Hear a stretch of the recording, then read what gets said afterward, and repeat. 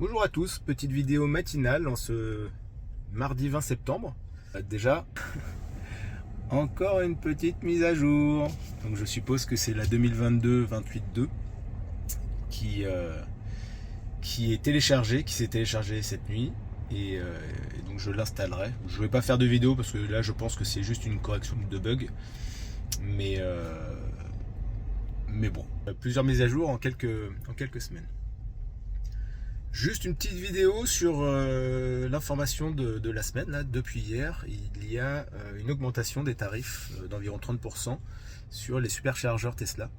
Alors pas que, hein, moi je cherche qu'aux superchargeurs Tesla pour le moment. Donc on passe de 51 ou 52 centimes à 67 centimes en fonction des chargeurs.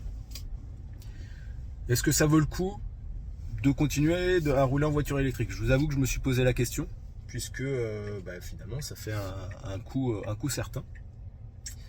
Et au prix de la voiture, ça peut en rebuter certains. Donc je pense qu'il y en a pas mal qui vont annuler leur commande de voitures électriques, pas que Tesla. Hein.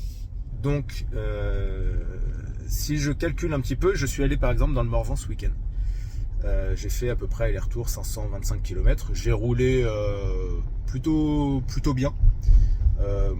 135 à l'aller en tout cas 135 sur quasiment tout le long. Au retour j'ai été un peu plus rapide par moment. Et donc j'ai consommé à peu près, enfin j'ai fait deux charges, une à l'aller pour avoir un peu de jus sur place et une charge au retour. Et donc j'ai consommé 48 €. Sachant que quand je suis arrivé à la maison, j'étais à 60%, donc j'ai pas non plus beaucoup consommé sur la dernière charge. 48 € avec une charge à 52 centimes du kilowattheure. Si on calcule avec l'augmentation des charges, donc une augmentation de 30%, 48 € x 30%, vous rajoutez 16 €, donc ça fait à peu près 64 € pour 525 km. Sachant que il me restait quand même pas mal d'autonomie sur la route, enfin à l'arrivée.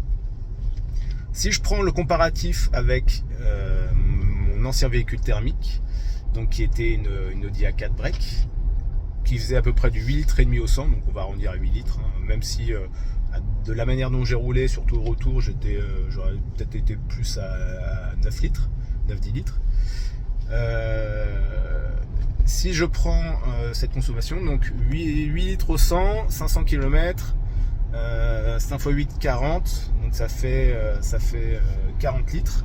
40 litres au prix actuel de l'essence. Donc si on prend à 2 €, ça fait 80 €. Si on prend 1,60 € à peu près avec les aides de l'État, ça fait dans les 65 €. Donc on est quasiment à l'équivalent aujourd'hui par rapport à un véhicule thermique. Pourquoi j'ai envie de garder mon véhicule électrique? Tout simplement parce qu'aujourd'hui, les charges superchargeurs, c'est pas ce qui se fait tous les jours.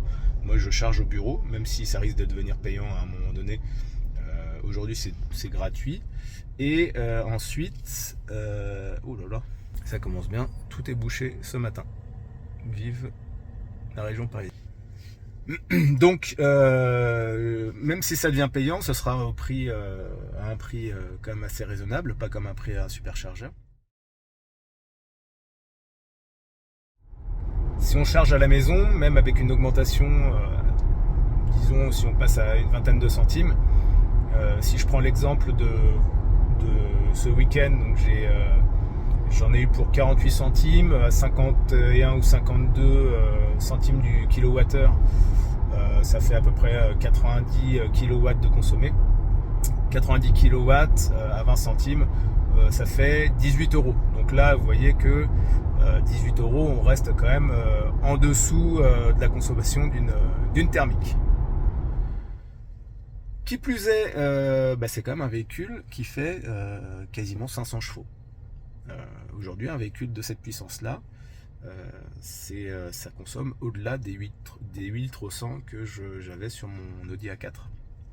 Donc je me dis après cette réflexion que même s'il y a une augmentation de l'électricité, même si ça va me coûter un petit peu plus cher sur les superchargeurs, quelques fois par an, le peu de fois où je pars en long week-end ou en vacances,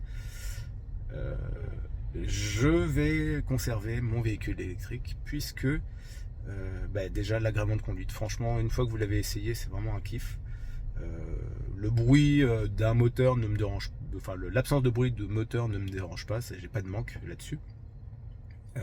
J'ai de la puissance quand je veux, donc ça c'est voilà, mon ancien véhicule faisait 150 chevaux, essence sans couple, c'était un peu mou du genou, donc là dès que j'ai envie d'accélérer, j'accélère et là il y a un bon coup de pied au cul. Voilà, et puis ça reste mine de rien assez économique lorsqu'on charge à la maison ou au travail, en tout cas pour le moment. Donc aujourd'hui, tout le monde dit ah, c'est plus rentable un véhicule électrique et tout. Pour mon cas personnel, je trouve que cela reste rentable et en plus un agrément de conduite qui est top. Sachant que si on regarde ce qui va arriver dans les prochains mois, avec la diminution des aides de l'État sur le prix au litre d'essence, là du coup la différence risque à nouveau de se faire. Puisque comme je le disais, si on remonte à 2 € du litre, là les 525 km, on est à plus de 80 €.